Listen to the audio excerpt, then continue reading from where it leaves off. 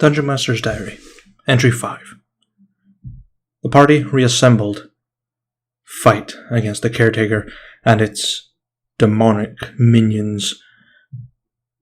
The battle ensued, with the party sending out reconnaissance in the form of familiars in search of the Caretaker's location, moving out the incinerator room slowly, limpingly, as it summons its dreadful companions to their whereabouts. Archfiends made from flesh. Powerful, dangerous, and unforgiving. The party, wounded, managed to eliminate majority of these demons, these fiends of flesh, alerting the Caretaker to the danger that really lies within the floor. Soon, it picked up its weary haunches, revealing itself to be agile, deadly, and above all else, robust. As it approached the room, the party pounced on the opportunity to attack it, dealing almost insignificant amount of damage to it. It struck back, its blade and claws vicious in their attacks. Every sweep of its scythe, every hit it landed, seemed to steal the life force of those it touched, healing itself. 3 of the party fell: Sir Lorcan of Aegon, Toma Inuka, and Dotrin. Soon revived, they get back on their feet, picking up the key left behind by the Caretaker as it burned into nothingness. And now they venture onward to the next floor, the master key disintegrating as it opens the 3rd floor, in a similar green flame in the way that the Caretaker vanished, perhaps recalled to its presence. Now they venture in, finding a room dedicated to the Kepherd swords, a band of guards dedicated to protecting the living form of Ciro Alien, unveiling that they, over the course of time, had committed greater atrocities under direct command, unveiling that they were the ones that slew Aglica with a poisoned meal. In searching the room, they uncovered a secret passage that led to another room, known as the graveyard. Inside, a thick layer of earth covered the floor. Piles of bodies lay in the corners, rotting away. Dotrin, as always, entered first, and had something claw at his leg. Emerging from the soil came the gaunt remains of a vampire, begging for blood. So, now we're on to ramble mode. This is a very interesting session, to say the least. Let's just say that the party had a lot worse of a time than I was anticipating with the Archfiends and the Caretaker itself. I was thinking along the lines of, these guys are going to have to fight the Caretaker, and they have had a lot of 1 versus 7 sort of situation. I thought I would even the playing field and basically took some of the Dreadlord's main abilities and sort of diet coked them. It's like, here you go, same ability, just less calories in it. And yeah, so the the Caretaker can summon archfiends made of flesh, of which, where they came from, the party will find out in the next session, hopefully. Because the Caretaker, its main drive was to clear out any infestations within the castle up to the 3rd floor, and to basically repair itself with the parts that it had scavenged from these things. Its scythe, which is called the Life-Drinking Scythe, or the Caretaker's Scythe, it's a horrible weapon. I designed it, not gonna lie, very drunkenly one night. So I was thinking to myself, the party has a lot of capabilities in quickly reducing HP. Now, how do I make this really challenging and sort of an emotional or personal plight or conundrum for the characters? You know, seeing that this is a monster not to be messed with. And alas, it did work. I mean, both the paladins went down, both NPCs, that gave them the necessary advantage, like bonuses to their saving throws. Because they're a homebrew NPC class, they were healed at the end of every turn for 13 HP, because it equaled their charisma modifier. And just seeing that snap out of existence, very interesting to see how they reacted. But Dotrin, the alchemist, pulled it out of the park, just scrolling through the character sheet and uncovering a potion that they had made, a sort of alchemical oxidizer called alchemical rust. Basically, you throw it against a monster that's wearing armor, or metal armor, or leather armor, is what I think was the limit. It basically wears it down, it degrades it by 1. And there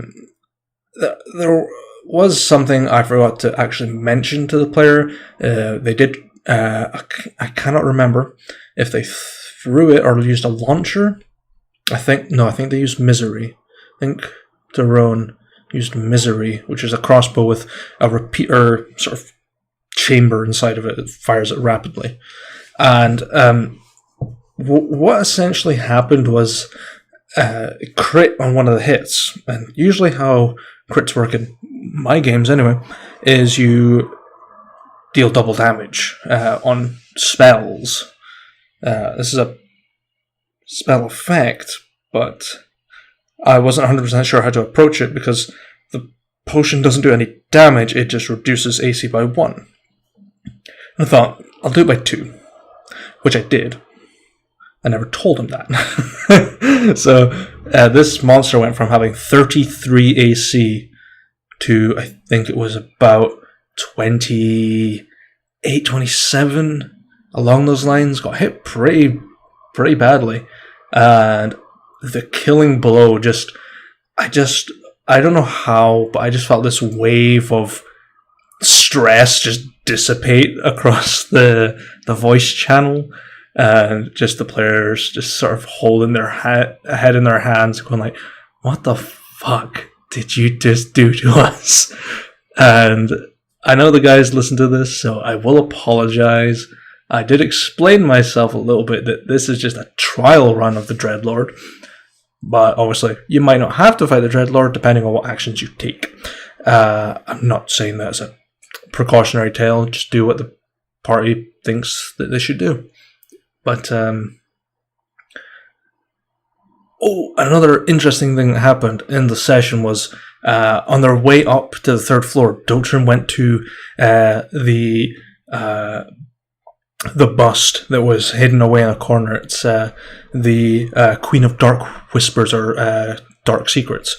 And basically, when you approach with an intent, now this is the thing that activates it. None of the guys did this beforehand. If you walk towards it with intent, it activates, and basically how it works is the bust shifts to having no mouth, and it sort of slides this horrible, grotesque face with like large teeth that are monstrous and a long serpentine tongue sort of rolls out with a small indent, a little circle about the size of a coin.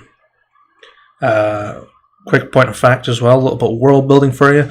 In Eurothon, all coins are round. I've diverted my way away from the vanilla interpretation of coins in D&D, because just round coins, they just feel nice. But yeah, so Dotrin just pulls out a platinum piece, slams it in, the tongue retracts, and asks it some questions. Now, the Queen of Dark Secrets and Dark Whispers, there's a price to be paid for her knowledge. Now, I haven't said what that price is. I've never declared what it is. But I will get into it eventually.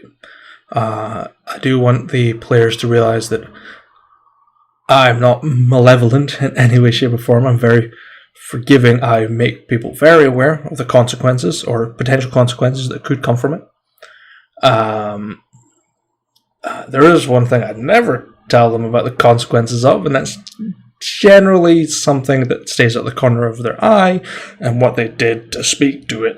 There are consequences to it, and I'm not going to say, but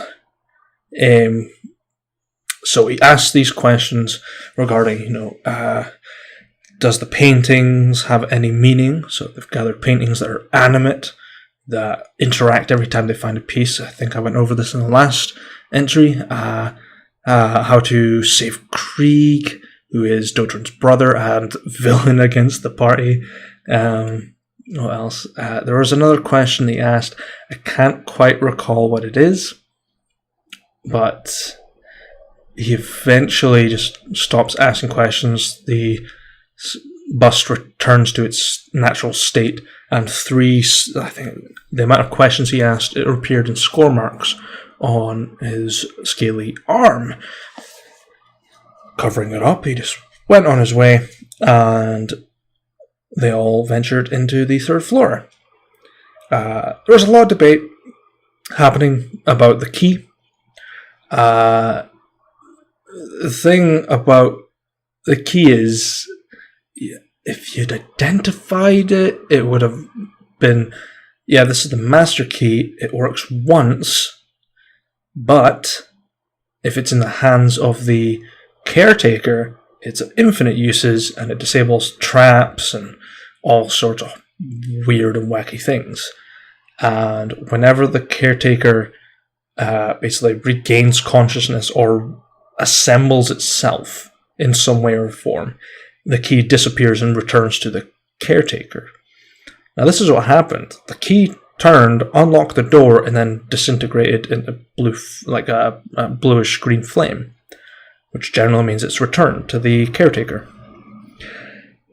By the time that they had opened this door, Daron had fabricated the item, had replicated it, which is fine. It's still a single-use item, and it will disintegrate upon use. But I believe, if I'm not mistaken, he used it to... Yes, allow me to just instantly retract my last statement there. I do know what he did. He placed the key into the lock, twisted it, snapped it off, arcane locked the third floor door. So that should stop the caretaker getting in, luckily. And they just wander through into a room dedicated to the Keferd swords. Now, the Keferd swords are an interesting little tidbit of lore about the history of the Summer Court of the Feywilds. They are essentially elite guards dedicated to the throne, the royal family or nobility of the Feywilds, founded by Sira Alaen, the Dreadlord, back when he was still alive. And they did find a journal, like a ledger, that slowly fell into almost insane dealings It was, standard things like escorting, a couple of missions here and there, clear up the streets, protect the people, yada yada yada. And then slowly just start twisting, like, go spy on these people, and then return the information to us, and then it's like, okay, we're going to kill you now, so no one gets suspicious. But we're not going to kill you with our own hands, we're going to tip off the people you're spying on, and they'll kill you for us. And then it goes even further down, and it's like, okay, you're going to kill the queen. You're going to poison her meal without her knowing. And lo and behold, all of her guests and herself dies under mysterious circumstances. Zyro sends out the Keferd swords to investigate, with very strong air quotes there, and then just dismisses it and pretends to fall into grief. And it starts getting worse from there on out. A lot more tyrannical. Aglica is gone, so a lot less control within the power circle, as it were. And just by reading that, they did get a nice little tidbit of lore that I had been meaning to do for a little while. So apologies, guys. I forgot to actually mention the Keferd swords a while back, but now you know. If you want to know what class they are, they're Blade Singers, just to let you know. If you ever wanted to play one. Eventually. Whenever I do a campaign like that. But, you get, the party did manage to make their way into a graveyard, which is labelled on the map that they got from Mesrin. I believe it was Mesrin, or it was Eskel. I think it was definitely Mesrin that gave them it. And they venture in, and it's literally a graveyard.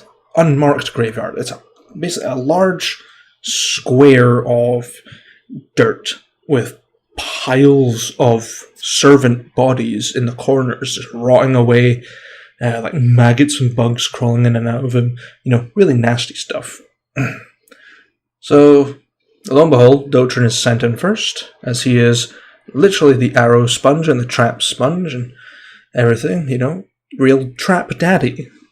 Take that out of context, and it makes things a lot weirder than it is. But he walks in, and he just sort of steps on a space that, on the map that I have, which is my own map, I have literally drawn little X's of where, if you step on them, it will activate something. There are some of them. Don't worry about it, guys. I know you'll listen. There are some squares that have this. Great thing about a trap being non-magical is a true sight person can't see them. Detect Magic can't see them either. Because they're technically not undead. They're just dead. So Vampire just reaches up, grabs Dotrin by the leg, tries to eat him, essentially, just screaming like a horrible raspy voice like help, and just tries to claw in just to draw a little bit of blood to rejuvenate itself. And that's where we actually left the session. Just to look back on it as a whole, I feel as though I might have been a bit too harsh in the combat. Awesome clutch idea from my players about the alchemical rust and reviving people in the right order, utilizing a few key elements of a spell that's rarely used, like Fabricate. Pretty cool. I allowed it because I wasn't expecting it. The key's not magical in any way, but it is kind of magical. It's bonded to a magical being. I am glad that in the description of the Caretaker it disintegrates into nothingness, because otherwise they would have picked up its scythe and its claws, which are made of Vorpal blade shards. Oh boy, I would never have wanted anyone to get a hold of them. And best thing about it, they weren't even my original idea. I actually took the idea from a little mini adventure that was on D&D Beyond. It was put out for charity, which was the Lost Laboratory of Quailish. And it's just like, yeah, by the way, this guy, this level, I think it was like level 3 to 5 adventure, the big bad guy has vorpal claws. I'm like, oh, baby, that's fucked up. It's like, yeah, you're just gonna die. Yeah, that's it, you're dead. Game over. Yeah. I don't know how miffed the players are. I don't know how annoyed they are about it. But it was a good session. Stressful. On their behalf and mine. 'Cause at the same time, I'm rolling these big dice rolls. Like, crazy damage. The Caretaker did I think it was like 14d6 plus 18d8 or something along those lines with its scythe. And I got 4 attacks. Well, I got 6. I got 4 scythe attacks and 2 claws. And I was like, man, I'm mean. And by the time there was a problem within the whole combat situation. When I first sent the Archfiends in, I had a stat block open just to my side, and I was like, just reading it. And once they defeated it, I was like, that was really quick. I'm surprised this thing didn't do any damage, or why is it saved so low? And I look at it, and it's the wrong stat block. And I'm like, oh, I'm just being stupid today. And alas, I was very stupid on that session. I had lost a lot of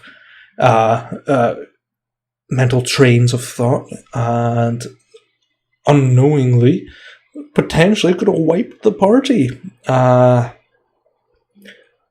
yeah, there's some scary bits, and the Caretaker was definitely like a trial run for them, just to see like what they could get themselves into if they tried to brute force to just headbutt their way through a dungeon. Yeah. But now they're on the 3rd floor, a place full of a lot more monsters, a lot more traps that are very hard to find, so Lorcan's boned, unless you roll really high. And there's a monster on the 3rd floor that is solely lore related, that is mentioned. And the Caretaker's a creepy creature. This thing is like Hellraiser body horror looking. It is gnarly. And the only reason I made this creature is because of one little incident where I thought to myself, who made the Caretaker and who made the Archfiends that look like the Caretaker? And I thought to myself,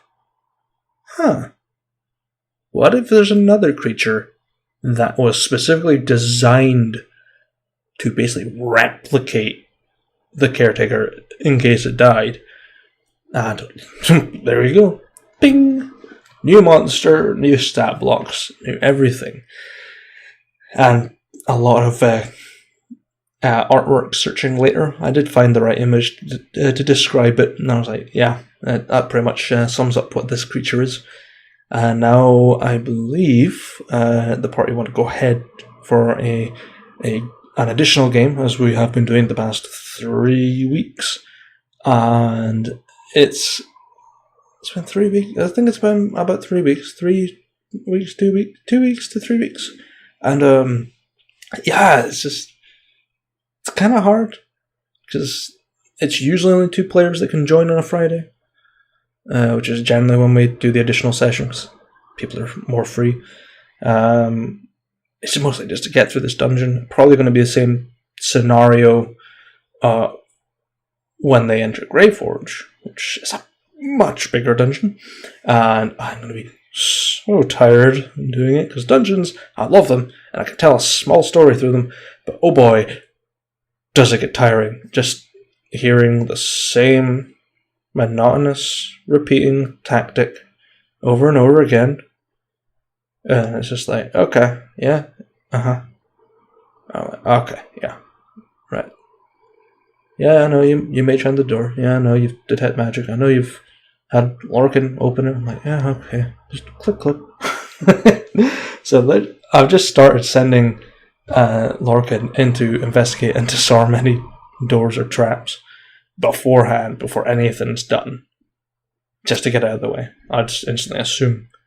But I have to make him investigate first. That's the only rule that matters, because the Thieves' Tools check will always pass. He never fails it.